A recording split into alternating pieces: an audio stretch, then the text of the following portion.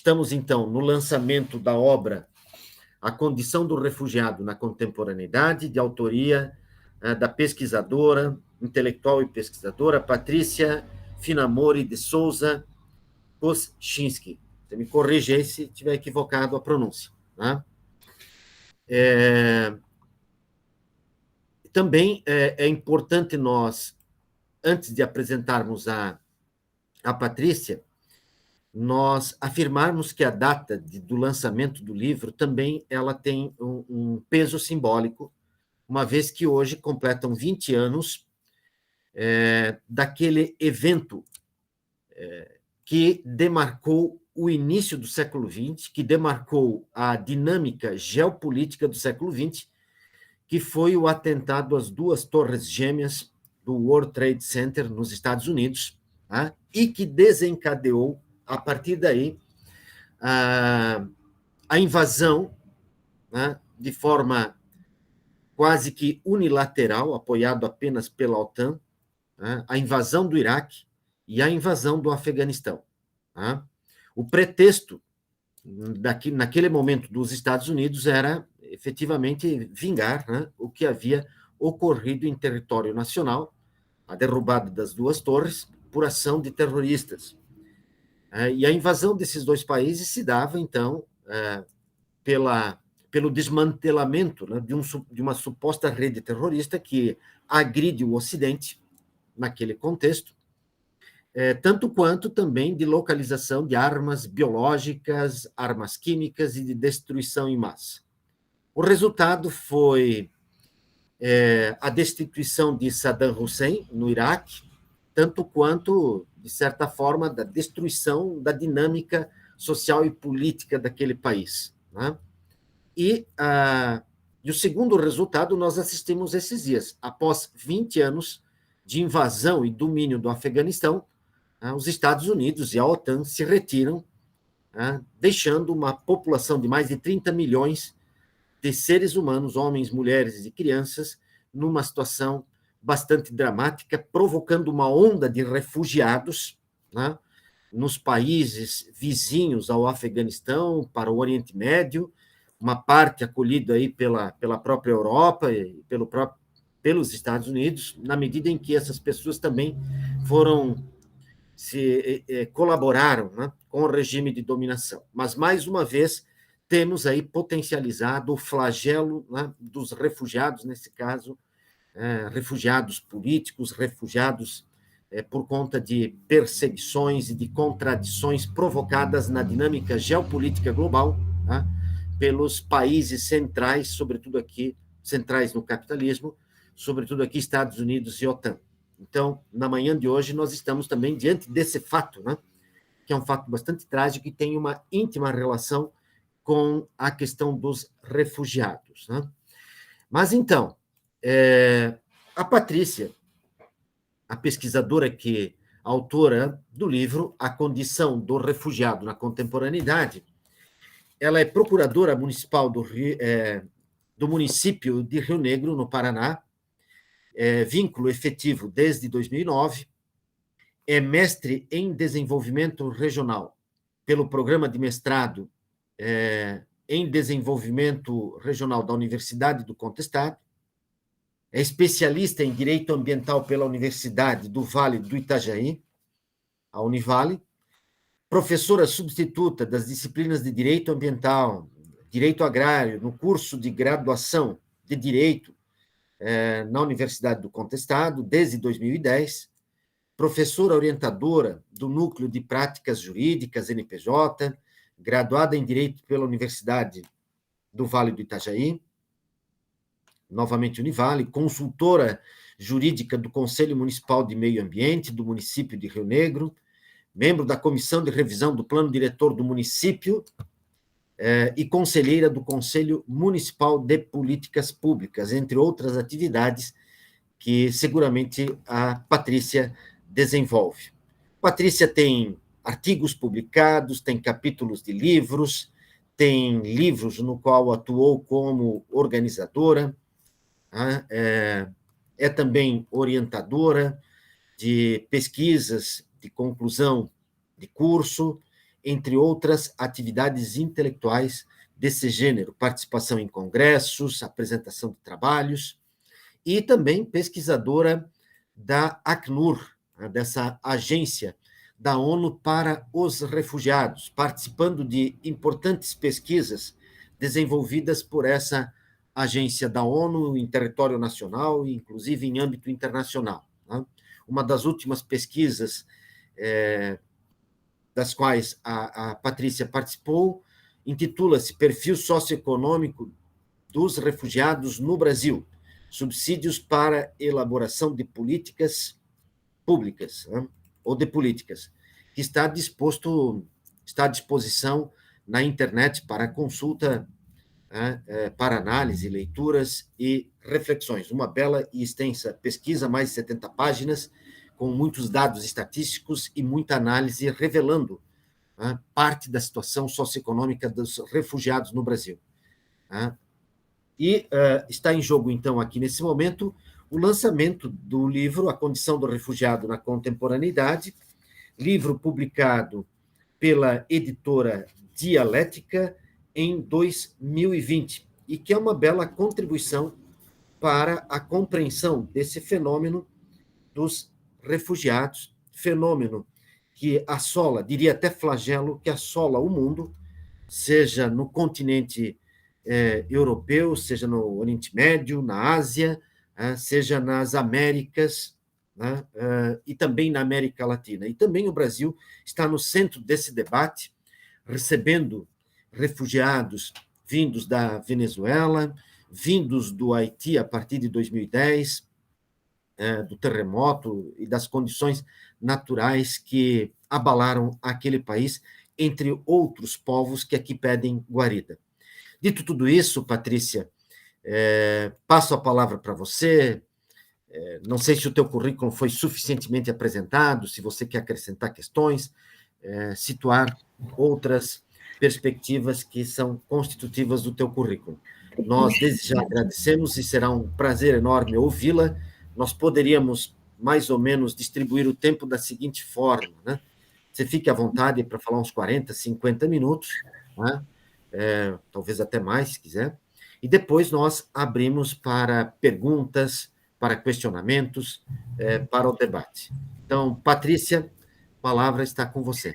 Então, obrigada, professor Sandro. É uma honra estar aqui com vocês, professor Jairo, professor Sandro, que eu tive a oportunidade de ser aluna do mestrado e a oportunidade de escrever, né? Então, tudo começou em meados de 2013, 2014, quando eu me propus a me submeter à seleção do programa de mestrado de desenvolvimento regional. Como eu vim da formação do direito ambiental, o fenômeno que me intrigava era o refúgio, as migrações por motivos climáticos e ambientais. Então, eu trouxe a questão haitiana para o programa a princípio, e que eu queria conciliar com a obra de Zygmunt Bauman, ele mesmo refugiado, mas aí por questões políticas. Então, todo o programa que eu fiz foi voltado para questões ambientais e urbanísticas, que como o professor Sandro mencionou, é o que eu faço profissionalmente, né, institucionalmente no município. Escrevemos já sobre parques, sobre urbanismo, né, professor Jairo? E a pesquisa vem com a proposta de falar dessas migrações no âmbito climático, mas com a orientação do professor Sandro, que inclusive é uma das pessoas que eu agradeço na obra, né, do livro, a gente parte para questões relativas à raiz e à causa da produção massiva de refugiados, porque a gente vem de uma pesquisa de 8, 9 anos, mas que no dia de hoje se torna presente e atual, né? Então, a gente começa com uma coleta de dados e de pesquisas do núcleo haitiano no estado de Santa Catarina, né, nesse recorte territorial, e quando a gente vai terminar em 2017, 2016, o programa, né, defendendo a dissertação, a gente já tem um outro cenário, que são os venezuelanos em Paracaima, com a agência, né, da Acnur tendo que fazer uma intervenção lá, e aí a pesquisa da Acnur, na tentativa de traçar um perfil dos refugiados, já vem nesse contexto dos imigrantes venezuelanos, e agora, em 2021, a gente vê a retirada das tropas americanas após 20 anos em território afegão, também em algo cíclico, que nos faz indagar e questionar qual é a causa dessa produção de refugiados. Então, na obra, quando a editora entrou em contato conosco, e eu fiquei até um pouco surpresa, porque já tinha se passado 3 anos da defesa da dissertação, mas para vocês terem uma ideia, a gente já não estava mais falando da migração haitiana, a gente já via um enfraquecimento do fluxo haitiano para o território brasileiro. Atualmente eles estão migrando para outros territórios, para outros países, Chile, Colômbia, até por conta da configuração, da estrutura econômica que o Brasil também tem vivenciado nos últimos anos. Mas quando a editora entrou em contato conosco, a gente tinha evidenciado esse fenômeno venezuelano muito, muito, muito forte. É um tema que se renova, e eu só vou parar para questionar isso quando eu vou me debruçar nas obras que o professor Sandro me indicou, principalmente o professor Jorge Agamben, que é um jurista da atualidade, né, que o grupo com certeza estuda. Tenho certeza que os membros aqui do grupo se debruçam também nas obras do professor Jorge Agamben. Ele é professor, nesse contexto do 11 de setembro, há 20 anos, ele é professor na Universidade de Nova York. O professor Sandro me corrija se eu me equivocar em algum momento. E após o 11 de setembro, ele se retira das pesquisas em território estadunidense, né, norte-americano. No momento eu não sei onde ele reside, não sei se ele retornou à Itália, e aí ele começa a cunhar esse estado de exceção e de violência, né, a violência legitimada do Estado nas políticas de administração dos refugiados. E quando nós vivenciamos cenas bem atuais, os noticiários de crianças e mulheres sendo resgatados às pressas por aviões de várias agências, as petições que a gente tem visto das associações dos magistrados no Brasil para resgatar 270 juízas afegãs, juízas que proferiram sentenças contra membros do Talibã, atualmente no governo, né? Eles instituíram um governo provisório. A gente vê a fragilidade e a vulnerabilidade que essas pessoas, que esses refugiados se encontram. Então, num cenário de perigo, vulnerabilidade, destituição de identidade, de posses, eles se veem num novo território que, em contrapartida, não vai oferecer, eu não gosto da palavra integração, mas opções de inserção na sociedade, porque hoje nós verificamos um esvaziamento desses espaços públicos de cidadania, em que se discutem os problemas coletivos e da sociedade. Eu ainda não sei qual é o impacto da pandemia, né, do isolamento físico mesmo. Já havia um isolamento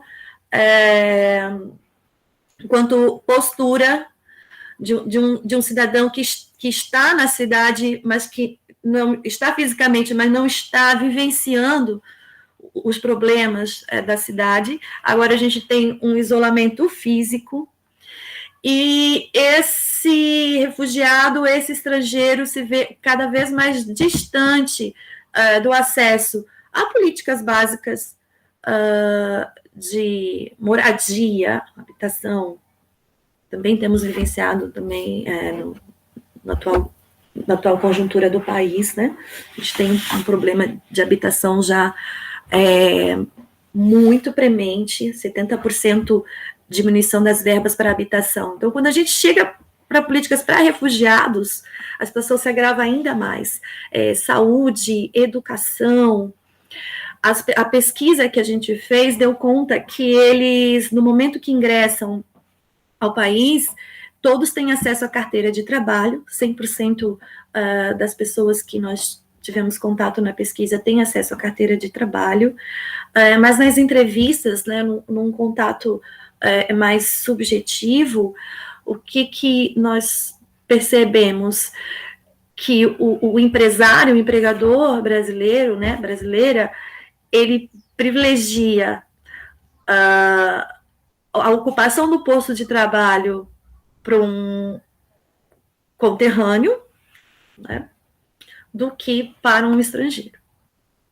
Então, nós verificamos um abismo enorme que o refugiado tem que se defronta para questões básicas de integração. Nos grandes centros, nós vamos encontrar ações da sociedade civil organizada, das pastorais e das universidades também. Algumas universidades, elas têm projetos de extensão voltados para imigrantes, de cursos de língua, principalmente, porque o português é uma língua complexa, mesmo para a gente, né?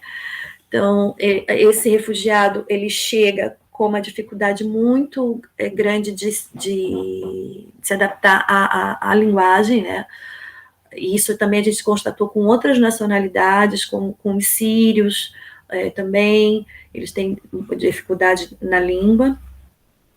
E a questão da validação dos diplomas e das suas formações também é um obstáculo enorme.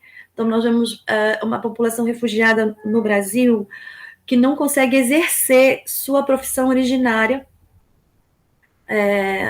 Engenheiros, odontólogos, professores universitários. O Brasil ainda tem uma raiz do diploma, uma cultura do diploma. Aí a gente pode até trazer Raimundo Faoro para isso também. Então, a gente tem essa questão do diploma muito forte. As provas de validação para os estrangeiros são severas. Eu estou trazendo dados da pesquisa, eu ainda não passei para uma parte mais teórica, mas daqui a pouco já termino aqui essa explanação para a gente poder também debater as questões dos autores centrais da obra, tá? Eu estou só contextualizando socialmente a situação desse estrangeiro. E por que... Aí o que nos indaga o fenômeno, né, da pesquisa por que há tantas dificuldades para o estrangeiro se inserir? Nós nos remetemos, nós atribuímos a um conceito, a uma concepção de Estado que vai se delinear a partir ali do século XVI em diante, de um território formado por pessoas administráveis, mas que haja uma uniformidade em torno de uma ideia de um Estado forte e nacionalista. E aí, a extirpação do que é ambivalente e do que é estranho, do que não se conforma com esse projeto de Estado-nação, vai se dar através de políticas de isolamento e de extirpação dos estrangeiros nesses territórios. Então, o George Agamben ele vai dizer que o refugiado ele representa a quebra de um paradigma de nascimento e cidadania. Essa tríade muito forte, arraigada do projeto moderno, de que nascimento e cidadania estão necessariamente atrelados a um território. Então, o nosso desafio, enquanto pesquisadores do fenômeno do refúgio em massa no mundo, é descobrir como a gente pode ultrapassar as questões de nacionalidade, de cidadania, para além dessas linhas imaginárias das nossas nascenças. Então, quando nós verificamos que os afegãos não aceitam que juízas, que mulheres ocupem cargos de direção, de poder, faz parte também de uma concepção de Estado que vai decidir para que lado aquela nação vai se solidificar. E isso eu vejo muito, muito diariamente. O Estado que não se importa com abarcar as diferenças, e aí a gente pode falar de diferenças étnicas também, não só de gênero, né? É interessante que quando eu iniciei a pesquisa, a gente não abordou, por exemplo, a condição da criança e da mulher refugiada, morando nesses espaços isolados, né, nesses campos de isolamento, porque tirar da vista o sofrimento do refugiado, tirar da vista da sociedade, também é uma política estatal que o Agamben vai trazer. Em meados da Segunda Guerra, o Reich, né, o Terceiro Reich, ele vai criar guetos para isolar as comunidades judaicas, né, e outras, porque os guetos, eles isolam o espaço físico, num espaço físico, né, essas pessoas, e tirando das vistas, na criação dos campos e dos guetos, a solução final se torna viável para o Estado. E isso faz pouco tempo, isso faz só o quê? 50 anos. E aí a gente vai encontrar reiteradamente essas soluções de isolamento nos Estados Unidos, agora com o documentário Icebox, em que as crianças eram separadas dos pais, é um documentário que está na Netflix, em celas de aço mesmo. Eu não sei se alguém teve oportunidade de ver. Então, nos anos 40, a gente cria guetos, e no século XXI a gente cria celas como políticas legitimadas do Estado. De um Estado que acredita num projeto de nação que não tem correspondido já há muito tempo para as pessoas. E aí a crise do Estado é justamente se basear num projeto falido de nação, né, de extirpação do outro e do diferente. Eu gostaria de falar um pouco mais, mas eu gostaria de ouvir um pouco vocês também, sobre as impressões que vocês têm e tudo mais, para a gente poder ir tirando discussões, e eu acho mais interessante do que ficar me estendendo. Pode ser, professor? Perfeitamente, Patrícia. Então, nós abrimos aqui a palavra para quem quiser se manifestar, fazendo considerações sobre o tema da questão dos refugiados na contemporaneidade, que é o título da obra e o próprio conteúdo da obra publicada pela Patrícia, né? Se as pessoas também quiserem se manifestar pelo chat, fiquem à vontade, a gente vai lendo e posicionando aqui. De todo modo, enquanto as pessoas vão pensando, Patrícia, bom, primeiro reconhecer a importância e a centralidade desse debate, né? Esse fenômeno contemporâneo.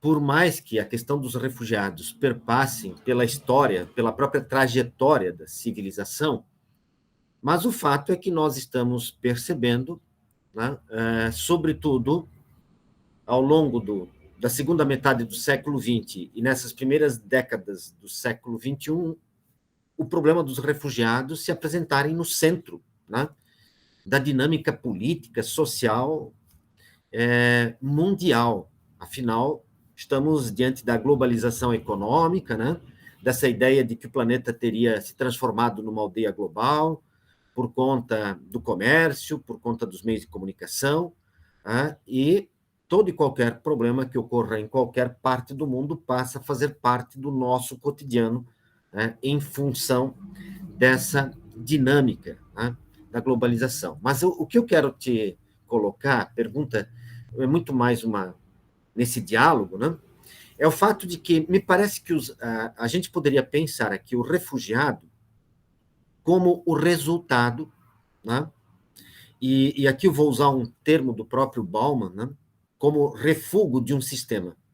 É uma palavra fortíssima, sem dúvida alguma, mas o Bauman, sobretudo, faz o uso dessa terminologia. Quer dizer, o refugiado seria o refúgio de um modelo, né, de um sistema mundo, né, que não contempla a todos, né, que não vai incorporar a todos.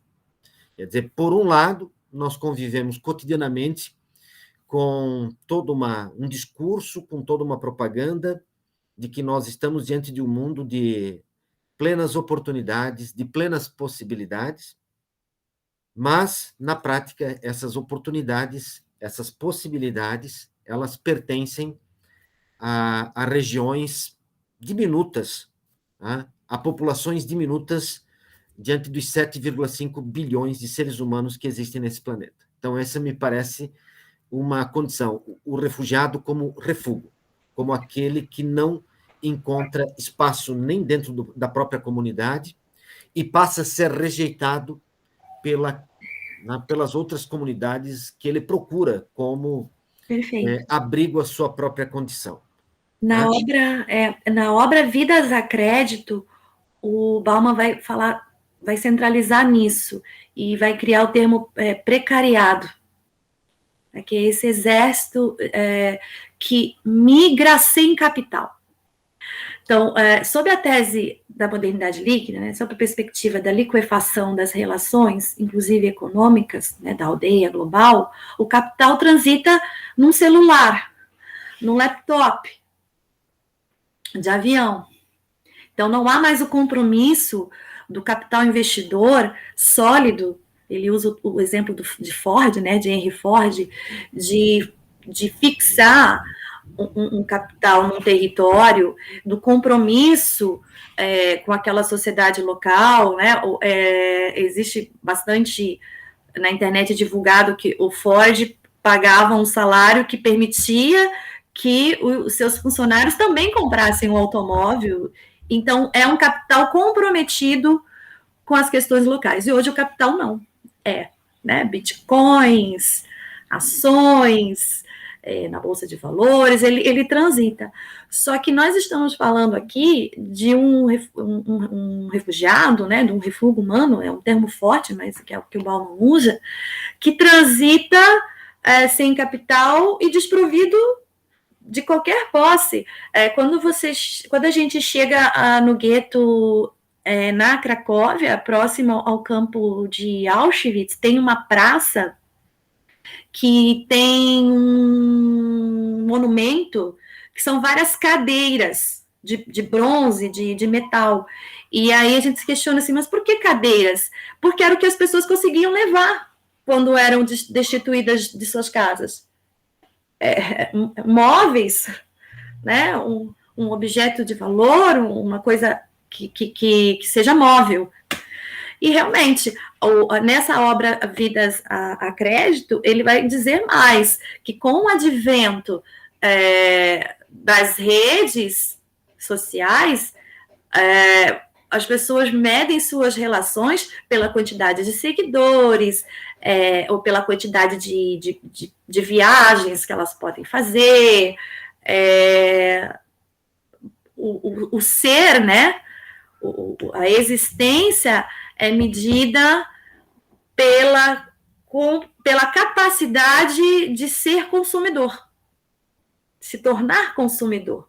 Então, nós deixamos de ser indivíduos na sua essência e passamos a ser considerados consumidores.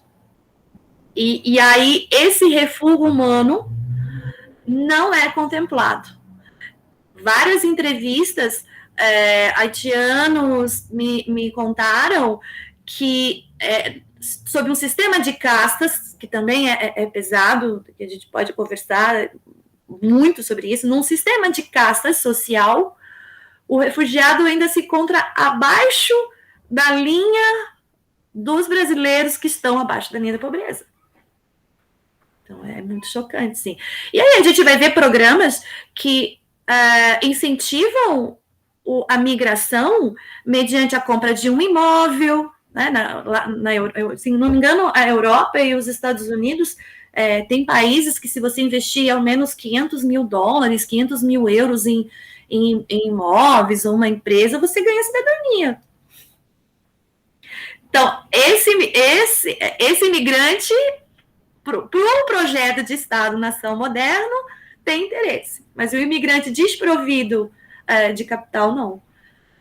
Então, realmente, é uma questão que acaba suscitando sentimentos de xenofobia, porque os locais, né, os nativos, se veem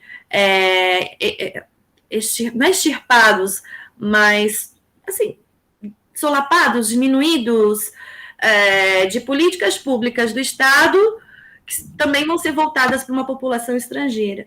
Mas se o Estado não fizer, né, para a sua população territorial, que está sobre o seu território, né, qual é o motivo da existência do Estado? Acho que era isso. Então, me permitam ainda desdobrar uma outra questão, né? Porque a sua fala ela é muito importante quando nós tomamos aqui o conceito de refúgio advindo do Bauman, né? Mas eu quero articular esse conceito de refúgio humano com a ideia de vida nua.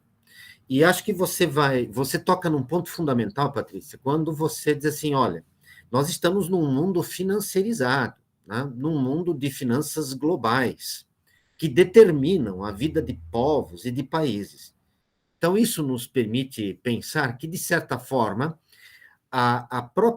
o próprio conceito de Estado, enquanto um conceito que possa ser pensado como motivador, né, de um projeto de desenvolvimento nacional, e isso tem lá também suas críticas, né, já não se configura mais como algo consistente. Tá? Então, o Estado ele já não detém, né, ele não detém o poder político.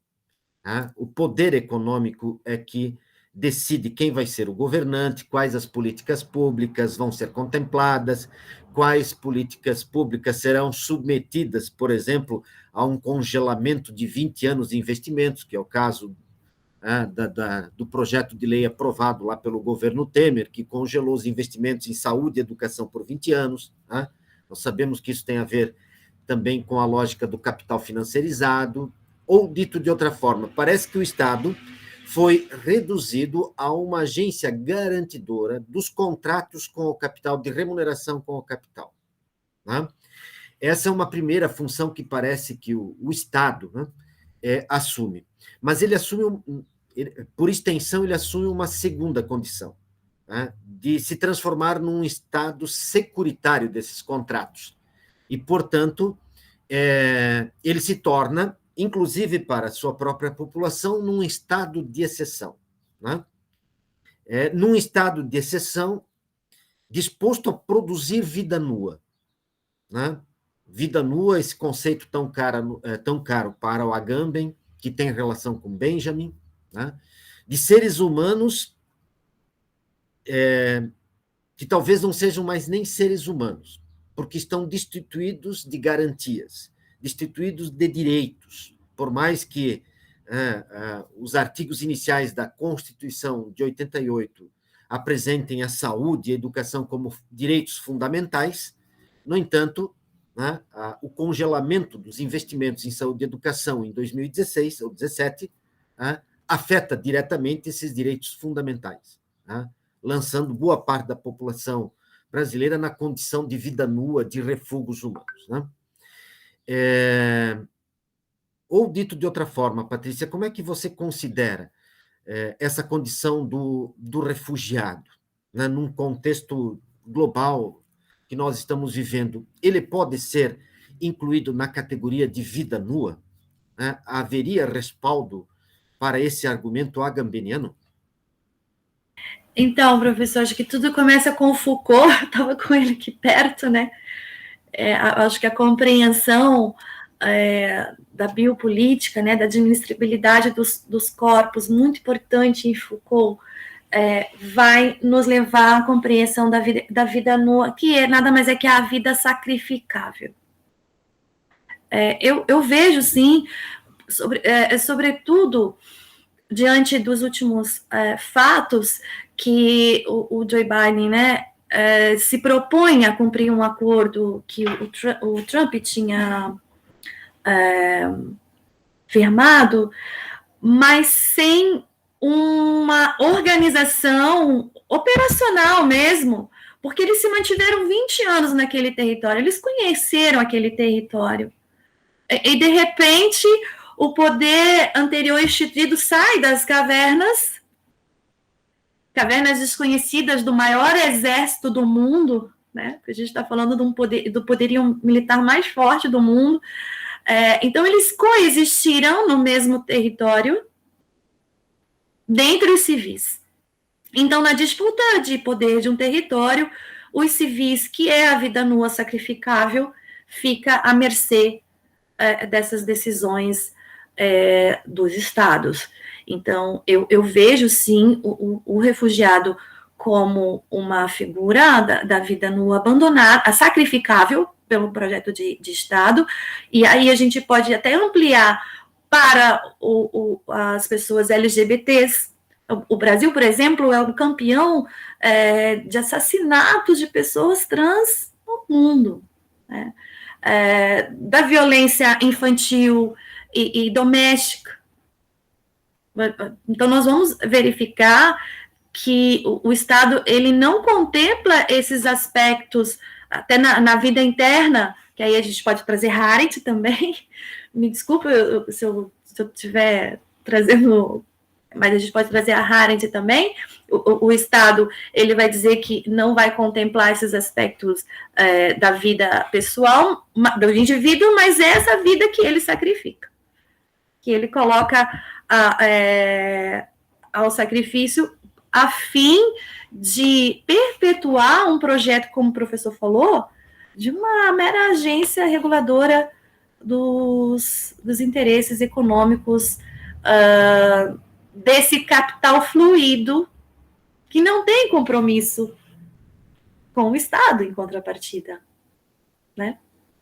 O compromisso é do Estado com o capital, mas o capital ele não tem um compromisso com essa população. É só a gente ver a precarização dos direitos trabalhistas dos últimos anos, né? Acho que era mais ou menos por aí. Agradecido, Patrícia. Agradecido, e vou abrir a palavra também para os demais participantes aqui do encontro, para que dialoguem aqui em torno do tema. Acho que o professor Jairo, então. Fique à vontade, professor Jairo. Então, bom dia, Patrícia. Satisfação em vê-la, embora nesta modalidade remota. Cumprimento o professor Sandro, professor Reginaldo, professora Maria Luísa, Cíntia, os demais professores que estão aqui. Sintam-se todos cumprimentados e abraçados virtualmente. Patrícia, muito obrigado pelo convite. Tá? Muito obrigado. Muito obrigado pela iniciativa de publicizar, de socializar para a sociedade, e tens que fazer isso muito mais, tá? Da tua obra, que é o decorrente dos estudos feitos principalmente lá no programa de mestrado em desenvolvimento regional. A gente sabe que escrever um livro não é tarefa fácil, é um trabalho, diria assim, de certa forma árduo, requer, mas é uma satisfação muito grande, não é uma coisa pesada, mas enfim, requer muita disciplina, requer muito estudo, muitas leituras e assim por diante, e uma certa maturação das ideias, vamos dizer assim, né? Vai amadurecendo ela até a publicação. Portanto, é um longo caminho, é um longo percurso, e que, infelizmente, em nosso país não é reconhecido ainda, né? As pessoas, os intelectuais, as pessoas que se debruçam, que escrevem e assim por diante. Mas nós precisamos continuar fazendo. E parabéns para ti que você fez isso. Tá? Abriu mão, quem sabe, de outras possibilidades de trabalho, de renda e tudo mais, para dedicação à cultura e agora à publicização. E aproveitando esta minha colocação, eu reforço, eu acho que tu tens uma missão, eu quero ser propositivo aqui, tá? No sentido motivador. Acho que tu tens uma certa obrigação também como intelectual de socializar, de continuar socializando o teu trabalho. Por que não ir para as escolas estaduais, municipais, as escolas de educação básica? Vai lá, se prontifique, ministra uma palestra, 20, 30 minutos, né, mais, menos. O resultado, você tem que socializar isso. Eu acho que aí tem uma riqueza muito grande, tem que contagiar a sociedade. E mesmo na educação superior também. A temática que você central no teu trabalho é atualíssima, né? Sempre houveram movimentos de migrações na história da sociedade humana. Sempre houveram movimentos humanos sobre esse planeta, mas jamais tão intensos, com tanta perseguição, com tanta situação desagradável, alguns movimentos desses já denominados de refugiados ambientais. Não tem água, não tem solo que produz. Olha o que está acontecendo lá com os africanos, já faz tempo. As minas, os caras sendo mutilados por minas, os proprietários das terras colocam bombas, minas, e os caras vão buscar os seus alimentos, tudo mais, de repente dispara uma bomba dessas, né, e são destruídos, e enfim, são coisas muito violentas que acontecem, tá? Seres humanos tratados como simplesmente peças semoventes, né? E atrás desses refugiados também existem empresários, né? Empresas, como é que é uma denominação até como é que tem um termo até específico para isso, né? Os que operam esse sistema para o movimento e faturam em cima disso, tá?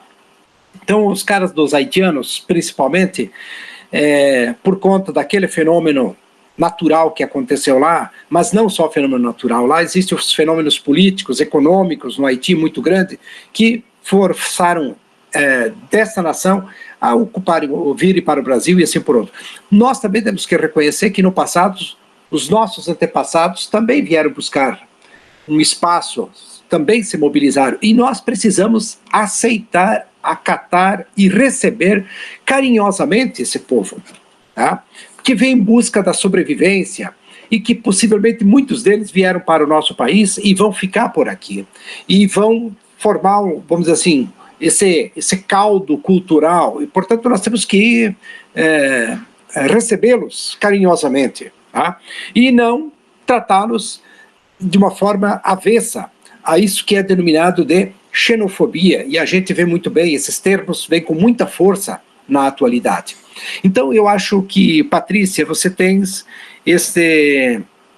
esta responsabilidade, eu diria assim, né? E não é só tua, é minha, é nossa, mas nessa condição, você agora como escritora de um livro, de uma obra muito importante, você tem essa responsabilidade social, essa responsabilidade acadêmica até, de chegar na sociedade, certo? Porque não basta apenas vender o livro na tua livraria. Inclusive, na tua livraria, você também pode convidar escolas, fazer uma demonstração dos livros, da importância, sei lá, alguma coisa motivadora para as crianças, ser atrativo para a importância da leitura. Tá? Era o Monteiro Lobato que dizia que um país se faz com pessoas, mas sobretudo com livros. Tá? E, muito embora a nossa população não goste muito de ler os livros, principalmente se for grossos, né? Não. Né? Tem que ser. Mas, de qualquer forma, uma motivação para a leitura, levar os estudantes para lá, e você também indo onde que eles estão, nas escolas. Então, esse é o recado de alguém. E gostaria aqui também de socializar as lembranças que eu tenho da Patrícia lá em sala de aula no programa de mestrado. Sentando nos primeiros bancos aí, nas primeiras cadeiras, muito interessada, no intervalo vinha lá conversar com a gente, interessada pelo conhecimento. Isso é uma coisa fantástica, né? Quando as pessoas se interessam em aprender, em conhecer, em colocar as ideias em debate, isso é muito... Então, essa é uma lembrança que eu carrego sempre de ti, Patrícia, daquela mestranda interessada. Poxa, e está aí, ó. Está aí. Então, isso não tem dinheiro que paga isso, né? Não tem valores. Né? E, portanto, meus parabéns pelo trabalho que você desenvolveu até aqui e o incentivo para a socialização. Socialize lá da forma que for mais prazerosa, né? Mas socialize esse conhecimento que você produziu, o resultado da sua pesquisa, para a sociedade. Quanto mais alcance social tiver, melhor. Muito obrigado pelo convite e muito obrigado pela oportunidade. Obrigada pelas palavras. A gente tem socializado, eu vou pedir licença aqui aos participantes, eu estou usando uma camiseta que é de uma iniciativa em crioulo, significa você importa para mim. Então, eu tenho feito divulgação de projetos que auxiliam haitianos, missões haitianas, né?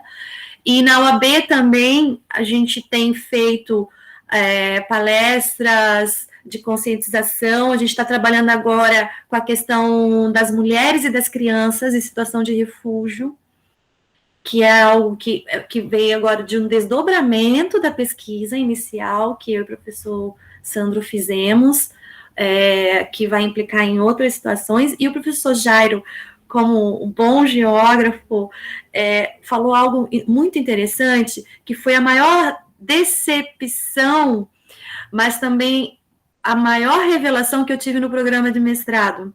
A gente sempre acha que o nosso curso, a nossa alma mater, tem a solução para todos os problemas. Quando eu descobri que os instrumentos jurídicos não respondem à problemática que a gente tem conversado aqui. A gente está falando de um Estatuto Internacional de Refugiados de 1951, que não contempla questões ambientais, climáticas, que são direitos fundamentais da pessoa humana. Tanto é que a figura do visto humanitário de 2010 para receber os haitianos é uma resposta do CONAR, do Conselho Nacional de Refugiados. Eles criam esse instituto, essa figura do visto humanitário, porque a legislação, as normativas da ONU não respondem. E há uma resistência, sobretudo dos países do G7, em reconhecer, em ampliar a concepção jurídica, normativa de refugiados para esse aspecto ambiental. Então, a constatação que o direito, né, que as normas jurídicas não correspondem aos problemas que nós estamos vivenciando, também foi uma decepção, mas ao mesmo tempo foi um ponto de partida para a investigação. E lembrando também que o maior fluxo de refugiados hoje são nos países sul-sul.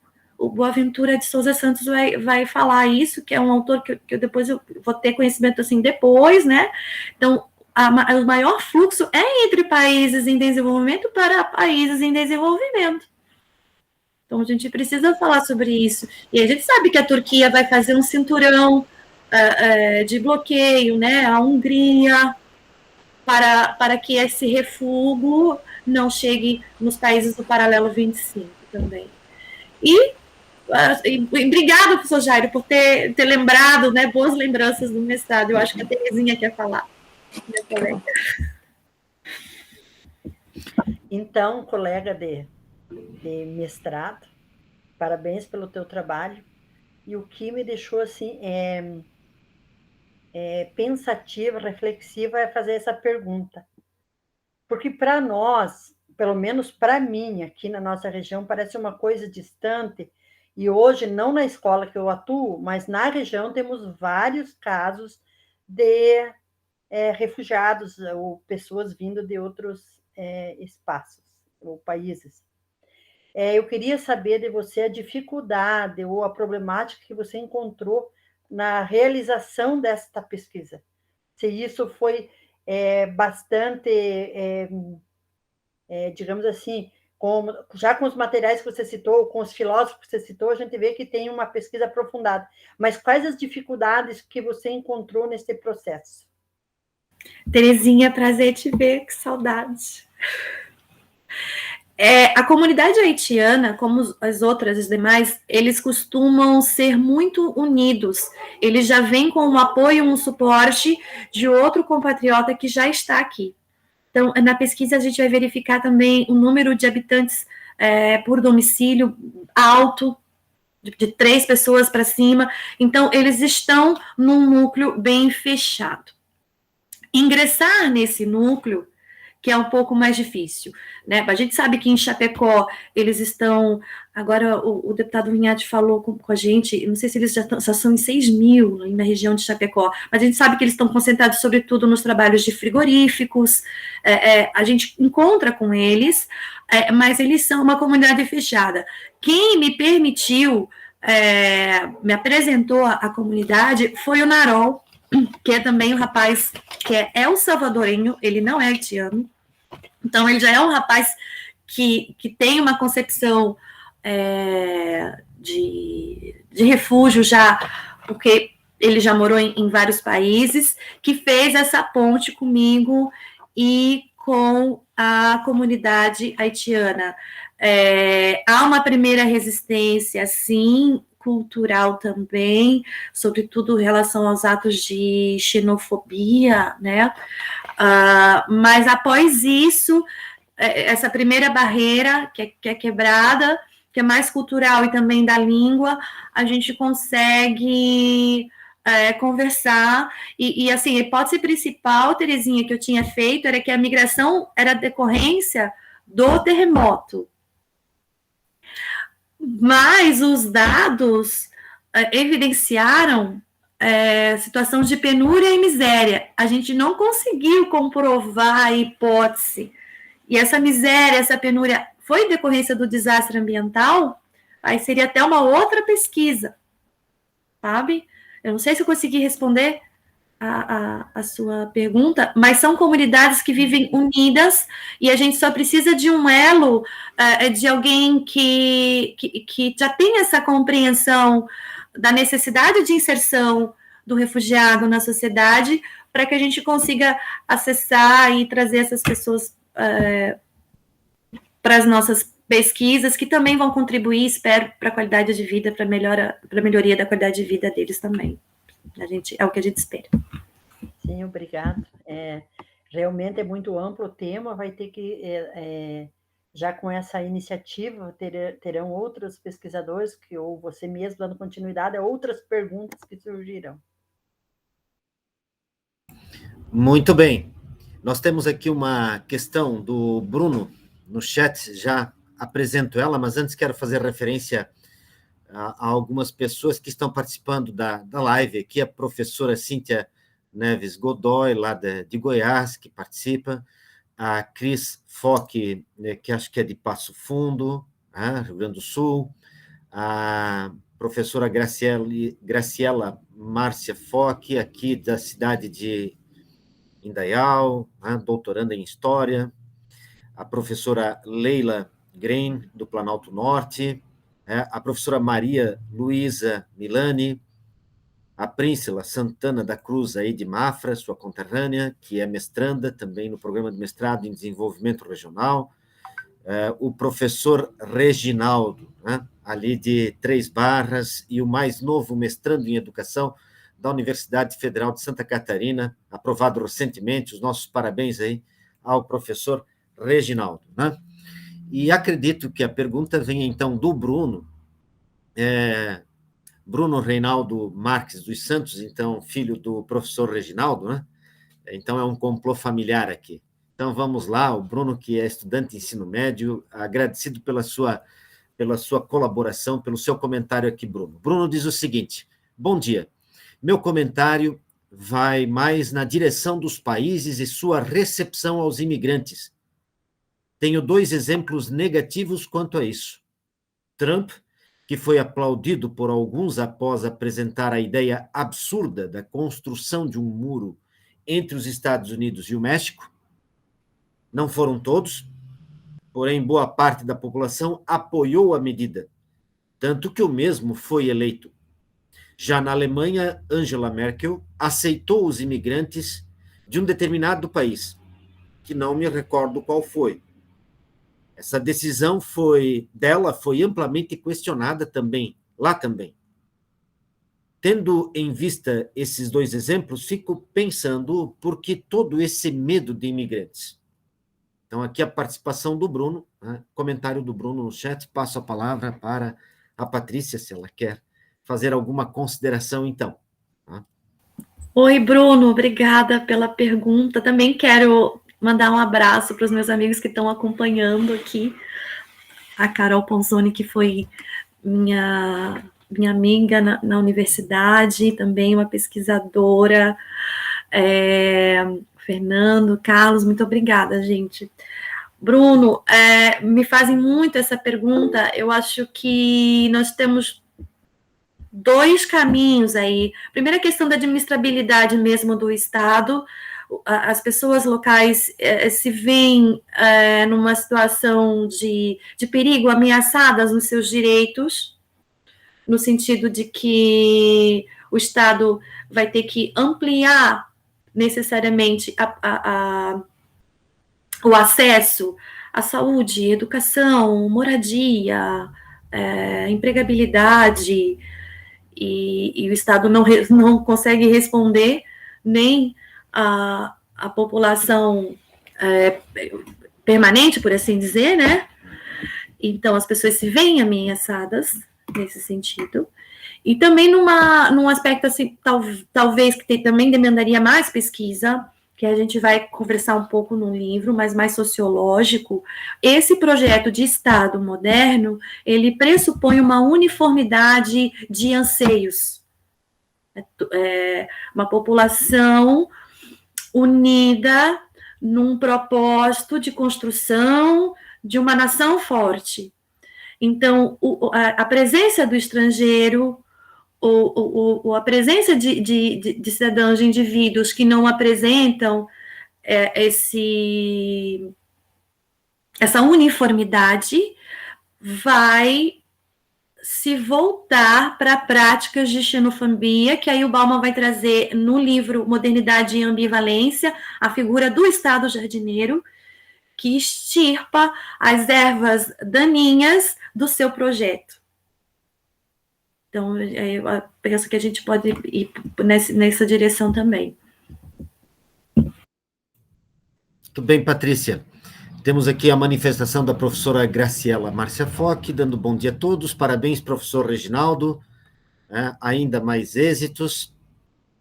Também faz referência aí à bela pergunta do Bruno. E passo a palavra, então, para a Sandra Heloísa Pisa Bazanella, que pretende fazer uma participação. Sandra, a palavra está com você. Olá, deixa eu ver se eu consigo ligar a câmera. Olá, bom dia a todos. Em primeiro lugar, obrigada, Patrícia, pela presença, que nos permite conhecer um pouco mais, né, ter uma apresentação da sua obra. Eu não tenho bem uma pergunta formulada, assim, né, mais uma questão, né, se talvez puderes comentar, em relação aos refugiados haitianos, né, que vêm para o Brasil, comentasse agora um pouco, né, sobre não saber exatamente de onde advém o motivo, né, da vinda para cá, se só exatamente da catástrofe, né, enfim, Mas eu não tenho tanto conhecimento de caso, então não vou generalizar. Mas a gente sabe que parte desses refugiados vem para cá em condições de relativa pobreza, né? Eles até conseguem, né, suprir as suas necessidades básicas, mas a capacidade aquisitiva para aí, né?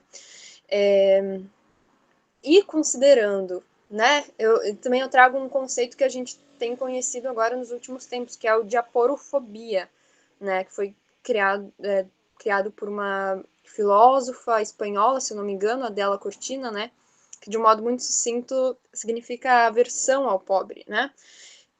E, além disso, a gente tem encontrado também no Brasil, em partes, certas ideias que advêm de uma racionalidade neoliberal, me parece, que tendem a individualizar, né, as responsabilidades pela pobreza, né? Então, o indivíduo é pobre porque ele não se esforçou o suficiente, e o indivíduo que é rico, ele é porque ele se esforçou, né? Enfim. Então, à luz dessas questões,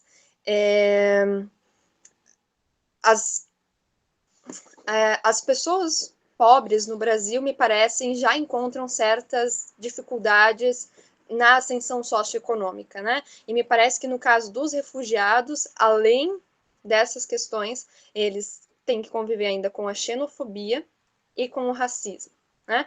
Então, queria, talvez, se pudesses comentar das tuas experiências, né, comentasses antes da dificuldade de reconhecer o diploma e tal, né, mas essas, me parece, diferenças, assim, que existem, né, entre essa ascensão socioeconômica dos brasileiros, né, sobretudo brancos, assim, e se existe alguma diferença para, né, a ascensão socioeconômica dos refugiados haitianos. Obrigada. Ai, Sandra, obrigada a você, prazer te conhecer, viu? Obrigada pela pergunta. De fato, o discurso da meritocracia é de uma política liberal, que equivoca, sim, em alguns momentos da questão dos pontos de partida, né, da sociedade, que é profundamente desigual brasileira. Mas o refugiado haitiano, ele tem uma particularidade que eu fui descobrir depois na obra do Frantz Fanon, Peles Negras, Máscaras Brancas. Eu não sei se alguém aqui do grupo já teve oportunidade. O Fanon, ele é um escritor latino-americano, mas ele lutou na Guerra da Argélia, e aí ele retorna para o seu país de origem, não sei se é Martinica, gente, agora me desculpem, e ele vai traçar um perfil desse imigrante caribenho. Eles constroem coletivamente uma ideia que a migração, ela torna um indivíduo bem-sucedido naquele meio que ele está inserido, e o imigrante caribenho, e no caso o haitiano, ele está inserido nessa teoria que a migração vai lhe trazer benesses. Vocês podem verificar que o haitiano não é a pessoa que está com uma placa na mão, sou haitiano e preciso de ajuda. Ele vai dizer, sou haitiano e preciso de emprego. Ele está vendendo um livro no sinal. Eu tive esses dias na distribuidora, conversei com um haitiano que é livreiro, vende livros de porta em porta, né? Que a gente tinha muito isso antigamente. Então, a meritocracia desse refugiado, ela vai estar diretamente relacionada com o resultado esperado de ser bem-sucedido economicamente. Retornar ao seu país de origem, Eu estou aqui sintetizando o Fanon, tá, gente? Porque realmente a obra ela vai desdobrar até para a questão das mulheres caribenhas, colonialismo e tudo mais, né? Então, a migração desse haitiano está relacionada ao sucesso econômico, porque ele é visto como o filho que retorna ao lar, mas numa situação mais benéfica do que a que saiu. E só lembrando que na pesquisa, eu lembrei um dado importante agora, a pesquisa evidenciou que os haitianos têm mais anos de estudo que o brasileiro, segundo dados do IBGE comparativos. O haitiano que chega ao Brasil, que vem pelo Acre, vem numa situação de penúria, claro, com certeza, mas é o haitiano que conseguiu financiar a sua viagem. Olha que complexo. Então, quando a gente conversa com eles, são professores universitários, jornalistas e tudo mais, né? A gente gosta muito de conversar sobre a formação deles no país deles, e são haitianos que conseguiram financiar a viagem. Então, eu imagino que a população mais vulnerável, que sofreu mais, aí é uma suposição que eu teria que fazer em campo, a pesquisa, né, agora só, não conseguiu sair, não conseguiu migrar, porque a migração vai pressupor também uma condição econômica um pouco de famílias que se auxiliam para enviar um membro para um outro país. Mas tudo num projeto dentro dessa concepção do Fanon, de que a migração vai trazer benefícios pessoais para o haitiano também.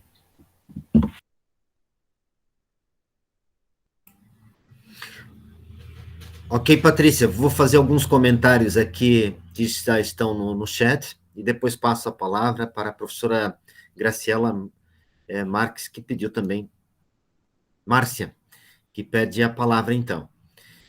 Bom, começo com o próprio comentário feito inicialmente pela professora Graciela, em que ela diz, olha, parabéns pelo magnífico trabalho, pesquisa e obra, Patrícia, urgente e necessária. O Bruno também se manifesta, fantástica explicação, Patrícia, grato e parabéns por toda a sua pesquisa. A Terezinha também agradece, obrigado, Patrícia, bela obra, parabéns. A Caroline Ponsoni faz o seguinte comentário, seu estudo é imprescindível para a sociedade de hoje. Pati, muito feliz por poder participar desse momento e aprender com todos vocês. O encontro de hoje está sendo muito enriquecedor para mim. Parabéns a todos os envolvidos. A professora Maria Luísa Milani também se manifesta dizendo o seguinte, Patrícia, minha reverência a você e ao seu despojamento em todos os sentidos. Tu nos instiga a ver os núcleos conservadores dos imigrantes consentidos em relação ao emigrante refugiado. Os primeiros definindo o lugar merecido da sobra para o segundo grupo, ou seja, o lugar na comunidade, no trabalho e na vida social. E ainda a professora Maria Luísa também se manifesta dizendo parabéns 1000 vezes e obrigada por ter partilhado sua produção como fonte de questionar e refletir o desenvolvimento da humanidade. A Cris Foque se manifesta na seguinte direção. No município de Casca, Rio Grande do Sul, mais ou menos a 60 quilômetros de Passo Fundo, hoje residem em torno de 20 famílias de refugiados haitianos.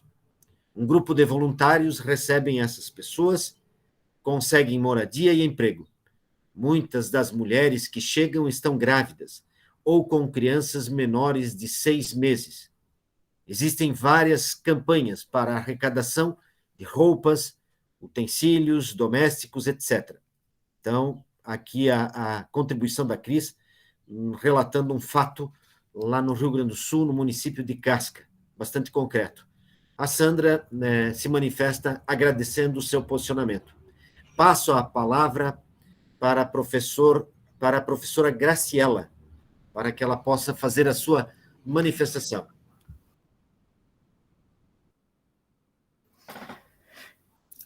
Inicialmente, bom dia a todas e todos. Eu peço desculpas, só conseguir entrar nesse horário há poucos minutos atrás. Estava muito ansiosa, mas as circunstâncias aqui do cotidiano me impediram de participar desde o início. Professor Sandro, muito obrigado por toda a reverência. Professor Jairo, saudades. Professor Reginaldo, professora Maria Luísa, um abraço apertado. Professora Terezinha, Krishna, Bruno, demais, Cris, todos os demais próximos, e que nesse momento também tem a oportunidade de compartilhar essa oportunidade. Então, muito obrigada e uma bela manhã. Muito obrigada, Patrícia, especialmente por nos proporcionar esse momento, a sua socialização de pesquisa, o seu resultado de um trabalho. Parabéns pela decisão por esse tema, pela escolha por essa pesquisa, muito necessária e muito urgente na nossa época, né? Cada vez mais estamos nos deparando com experiências de deslocamentos humanos, com diásporas, com migrações, então é um tema urgente, necessário, e seja por quais motivos que sejam esses motivos dessas migrações, né? Sejam eles familiares, sejam eles econômicos, de catástrofes, ou questões políticas, questões de econômicas, ou até mesmo a necessidade humana, de realização humana, de liberdade, né? Então, as motivações para esse tema são inúmeras, ele é um tema muito necessário, mas, né, muito obrigada por nos trazer especialmente, ilustrar a experiência haitiana, que nos toca, né, diretamente, que nos afeta diretamente, nós enquanto brasileiros, nós enquanto catarinenses, enquanto gaúchos, né, então isso é muito importante, a sua pesquisa é muito relevante para a nossa realidade, para o nosso meio, e eu pude fazer uma disciplina em que o professor era cubano, e ele reside em Florianópolis nesse momento, e como eu pesquiso morte e cemitérios, e uma das questões que consegui conversar com o meu professor era no sentido de quais que eram as previsões deles. Talvez você consiga trazer alguns elementos, Patrícia. Quais eram as previsões, por exemplo, com relação aos falecimentos que venham a ocorrer de imigrantes fora do seu país de mãe, né, fora do seu país de origem, digamos assim. E nós chegamos e aquilo que a sua fala também me chamou a atenção para isso, de que não temos condições jurídicas, nem nacionalmente, nem internacionalmente, que estão minimamente defendendo os direitos humanos em relação às diásporas, às migrações. Então, nós conversávamos sobre quais que são as condições no caso de falecimentos, né? E até onde nós conseguimos discutir é que os falecimentos vão ser conduzidos, né, pelo país da onde esse imigrante se encontra, onde esse imigrante está. Se houver condições financeiras, a família poderá deportar esse corpo para o seu país de origem, o seu país mãe. Caso contrário, serão feitos os encaminhamentos finais a partir da postura e da concepção político-religiosa do país onde esse falecimento ocorreu. Você teria alguns elementos nesse sentido para trazer para nós, por gentileza? Olá, Graciela, que prazer, nossa, ter pessoas tão preparadas e aqui com a gente discutindo esse tema. O tema da morte, eu atribuo muito à concepção de polis, né, do urbanismo, né, a figura da ritualística, talvez, e não é meu objeto de estudo, é o seu, como eu vejo, né, a figura ritualística da morte com a concepção, nascimento de polis, vem muito forte para mim.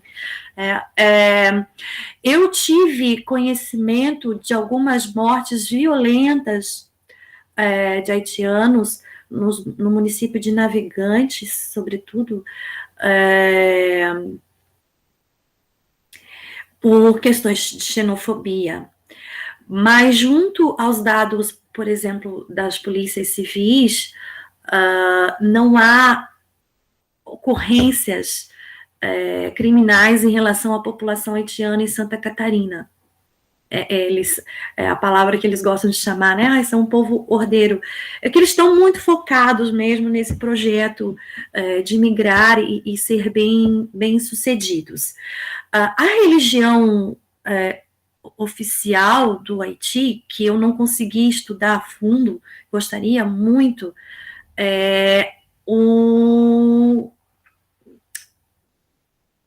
além do cristianismo, é o voodoo. Então,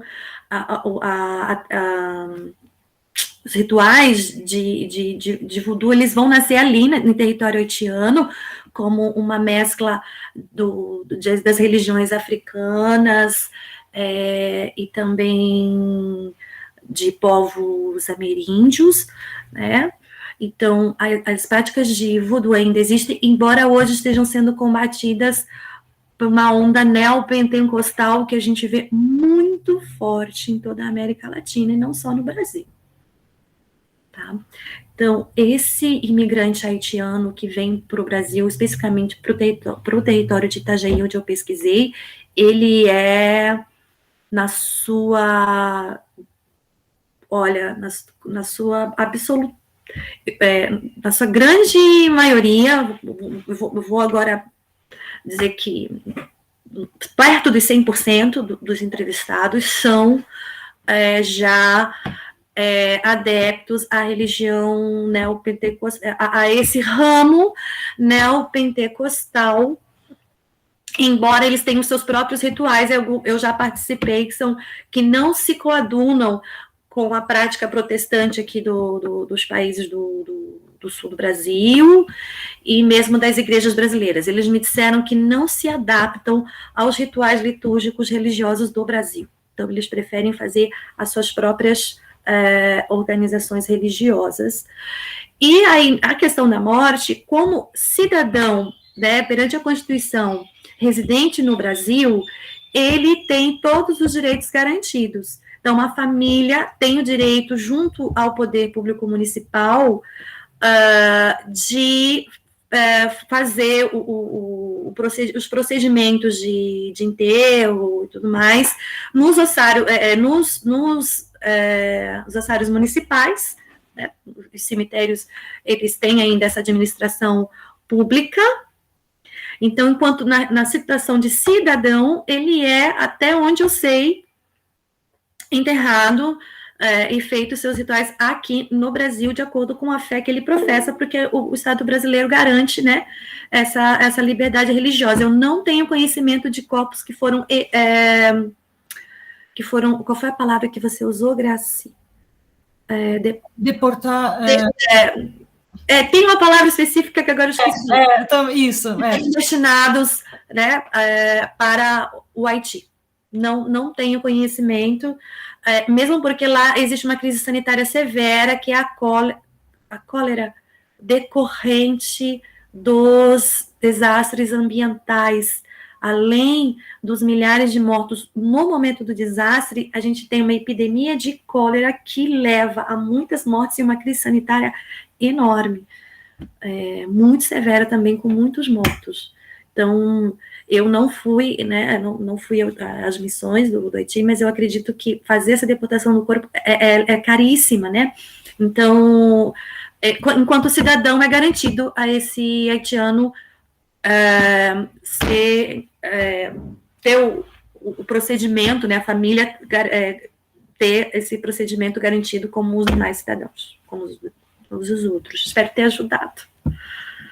Sim, também são poucas ainda situações de falecimentos, né? E aí tem essa situação, como é que o Estado brasileiro está conduzindo essas situações? Então, você já me trouxe a resposta, como cidadãos brasileiros. Muito obrigada, professora Patrícia, sensacional. Muito bem, quero fazer também referência a mais duas participantes aqui da nossa live, a Krishna Schneider, ali de Mafra, doutoranda no programa de doutorado em desenvolvimento regional da Universidade do Contestado, estudiosa também de George Agamben, e a Márcia Frigo, né? Seja bem-vinda aí, participando da live. Temos aqui um comentário no chat, Patrícia, da professora Cíntia Neves Godoy, que também é da Universidade do Contestado, do programa de mestrado e doutorado. Ela diz o seguinte: olha, parabéns pela pesquisa, pelos desdobramentos em ações, em livro e neste importante debate. Foi uma manhã de aprendizado. Obrigado. Nós também estamos disponibilizando aqui no chat o link da pesquisa da Acnur, do qual a professora Patrícia participou, né, pensando a questão econômica dos refugiados, subsídio para políticas públicas. Né? Então, quem quer acessar aqui, são 70 e poucas páginas de uma pesquisa muito bem trabalhada e com grandes contribuições para a compreensão desse fenômeno também no âmbito econômico. Bom, Patrícia, nesse momento nós estamos... ninguém se manifesta aqui, já temos 11h26, então, já tivemos um bom diálogo, mas eu ainda quero fazer uma pergunta a você. Né? Patrícia, você, então, faz o seu mestrado em desenvolvimento regional, né? E desenvolve essa pesquisa que se materializa nessa importante contribuição na forma de um livro, a condição do refugiado na contemporaneidade, né? Um tema um tanto quanto invisível, né? Me parece, inclusive, um tema colocado à margem pelo próprio modelo, né? Que precisa constantemente higienizar as suas contradições. A minha pergunta vai na seguinte direção, Patrícia. Não estaríamos diante do esgotamento do próprio discurso do desenvolvimento na figura do refugiado? Quer dizer, milhões de refugiados, um mundo em trânsito, né? As pessoas sendo lançadas em grandes marchas e procissões, procurando formas de sobrevivência em outros países, em outros povos, não demarcaria um certo limite de um certo discurso sobre o desenvolvimento? Professor Sandro, obrigada, né, pela pergunta. Em Kant, a gente vai encontrar uma proposta de um direito cosmopolita que contemple cidadanias e direitos além, como a gente já mencionou, dessas linhas geopolíticas. Eu não tenho dúvidas que o estrangeiro compõe uma matéria-prima para o desenvolvimento em qualquer recorte territorial que estejamos. Eu não sei se eu estou conseguindo me expressar. Para mim, era vital que a gente trouxesse a contribuição do estrangeiro para o desenvolvimento, sobretudo quando a gente leva em consideração o capital social de Celso Furtado, por exemplo. Uma sociedade de confiança que se estabeleça para mim, uma condição primordial para o desenvolvimento. Porque a própria etimologia da palavra carrega consigo a mudança, né, de um status quo para outro. Então, pensar um desenvolvimento cosmopolita, numa quebra de paradigma que o George Agamben vai trazer de cidadania e nascimento e território, né, dessa tríade, pode contribuir para uma ampliação dos nossos estudos sobre desenvolvimento. Talvez. Eu acho que nesse sentido. Então, a minha preocupação era trazer as contribuições desse trânsito de mentes, de inteligências, de experiências e culturas para o desenvolvimento regional do nosso Planalto Norte, por que não, né? E era isso que eu queria trazer. Como a professora Maria Luísa falou, num estado onde há uma política de colonização incentivada pelo Estado, os imigrantes são legitimados. A gente vai ver ali no século XIX. E por que a gente não pode, então, conceber uma política de desenvolvimento que integre culturas. Aí a gente pode falar de multiculturalismo e tudo mais. A gente tem que trazer esse debate para as teorias do desenvolvimento também. É o que eu acho. Obrigada. Excelente, Patrícia. Agradecido pelo seu posicionamento e pela contribuição analítica e reflexiva, né, que nos proporciona. Bom, diante do horário, então, deixo a palavra em aberto se alguém quer fazer alguma manifestação final, né, em relação às perspectivas apresentadas, ao debate proposto e ao lançamento do livro, então, né? Então, se alguém quiser fazer alguma manifestação final. Professor, me permite? Permitido, Reginaldo. Muito bem. Quero agradecer, então, a Patrícia por dispor do tempo de estar conosco aqui nesta manhã. Foi uma manhã, como já citado ali no chat, de bastante aprendizagem para todos nós. E eu recordo numa ocasião que o professor Sandro lhe convidou para ir na sala de Ciências Sociais para fazer uma fala, né, com a turma. E hoje pela manhã eu lembrei disso e falei para o Bruno, né, para o meu filho, disse, Bruno, vale a pena ouvir a Patrícia. Então, levante mais cedo hoje, né, liga aí o teu computador, porque vale a pena ouvir a Patrícia, porque ela é uma grande estudiosa, já está há muito tempo debruçada sobre compreender esses fenômenos, né. Então, a minha fala é mais no sentido de te agradecer mesmo. Eu também não sou experiente aqui com o tema, eu acompanho algumas notícias, né, que a gente vai ouvindo.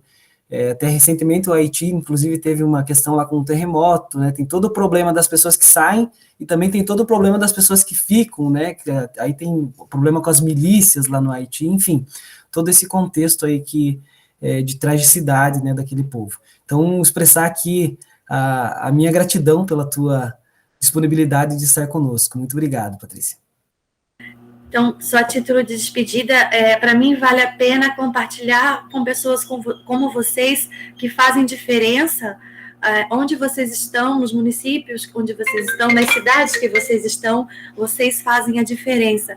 Então, fazer essa pesquisa para mim valeu a pena a ponto de poder compartilhar com vocês e a partir de vocês, as ideias que a gente trouxe também vão sendo compartilhadas e trazermos outros pesquisadores também para contemplar a condição do refugiado hoje conosco. Então, para mim, já valeu a pena muito estar aqui com vocês. Muito obrigada pela oportunidade. Eu vou ser sempre muito, muito grata ao professor Sandro e ao professor Jairo por tudo que eles proporcionaram na minha vida acadêmica.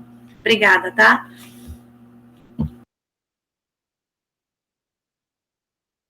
Muito bem. Então, Patrícia, nós agradecemos a sua disponibilidade, a sua generosidade, né? É preciso muita generosidade para dispor de tempo e compartilhar ideias, compartilhar reflexões, visões de mundo, compartilhar empatia, né? Compartilhar essa preocupação e esse cuidado com o mundo. Aqui me lembro sempre da Hannah Arendt, né? Em que ela chama atenção para essa dimensão primeira da política, o cuidado com o mundo. E o cuidado com o mundo é o cuidado com a vida, né? Com a vida em sua totalidade e com a vida humana. E uma das coisas, talvez um dos fenômenos mais intensos que nós estamos vivendo é o descuido com a vida humana, com a vida em sua totalidade. É um paradoxo no qual nós estamos inseridos, de uma sociedade que alcança um padrão científico, tecnológico, significativo, mas, ao mesmo tempo, que mata a vida das formas mais brutais e numa quantidade inestimável, né? Basta ver aí as queimadas, basta ver aí a agressão ao planeta, basta ver aí a pandemia, né? Basta que a gente preste um pouco de atenção e, sobretudo, a condição de um planeta colocado em movimento, né? De milhões e milhões, e não estamos falando, né? Estamos falando de milhões e milhões de seres humanos lançados na condição de refugos humanos. Não precisamos sair das nossas portas, né, das nossas cidades, para nos deparar com essa questão. A sua temática de estudo, de pesquisa, o seu posicionamento político, acima de tudo, né? Ele é de uma grandeza ímpar. Então, muito obrigado pela tua generosidade. A Krishna, que faz também uma referência, ela diz: Patrícia, parabéns por nos inspirar e tecer contribuições com uma pesquisa tão importante e necessária. Então, fica aqui o nosso agradecimento, fica aqui o nosso indicativo, né, do livro publicado pela editora Dialética, são 172 páginas, em que a Patrícia, muito bem acompanhada por Arendt, por Bauman, por Agamben, e tantos outros pensadores que passam por esse discurso, reflete a condição dos refugiados na contemporaneidade. Então, agradecido, informo também que esse vídeo, essa live, ela vai ficar disponível dentro de alguns dias após a editoração aí pelo Reginaldo e pelo Bruno, ficará disponível no canal Cegueira e Solidariedade. Também faço referência a todos que passarem por Rio Negro, passem lá na livraria da Patrícia, né, cujo comprometimento com os livros e com a ideia é de tal intensidade que ela resolve abrir uma livraria, que é um ato civilizatório num país com tantas carências, entre elas a carência dos livros, de bons textos, de boas discussões. E, finalizando aqui, eu passo ainda a palavra para o Reginaldo, porque ele vai dar um spoiler, né, do livro que será lançado agora nos próximos meses aqui no canal Cegueira e Solidariedade, do qual ele é um dos mentores. E aí o Reginaldo já pode fechar também a live com essa fala. Com você, Reginaldo. Obrigado, professor. Então, nós iniciamos em 2016 um trabalho em São Mateus do Sul com alguns estudantes, né, do ensino médio, convidando eles a fazer algumas leituras e escrever textos para jornais, né, e a gente iniciou esse trabalho dentro do Colégio São Mateus. Passado algum tempo, nós tivemos um pequeno desencontro, né, por conta de que o juiz da cidade respondeu um dos nossos textos, nós ficamos bastante felizes, mas a direção da escola nem tanto, e a partir daí a gente começou a se reunir na praça pública, né, e então esse livro que nós vamos, nos próximos meses, estar lançando, é o resultado de textos pensados lá no chão da praça, né, com o chimarrão na mão e discutindo com a garotada. São estudantes do ensino médio, alguns professores, alguns colegas professores, e tivemos aí a honra de ter o professor Sandro como nosso prefaciador, e logo na sequência, então, penso que no início de outubro a gente vai estar divulgando já para vocês também o link para participação aqui conosco. Vamos fazer também uma manhã agradável aqui, a nossa ideia para os próximos meses, tá joia? Muito obrigado a todos e todas, um excelente sábado, um excelente final de semana, e vamos avante. Obrigado, Patrícia. Até mais, pessoal. Um abraço e uma salva de palmas. Obrigada, gente. Parabéns a todos. Obrigado. Parabéns. Aê! Um abraço. Até. Tchau, tchau. Tchau, tchau.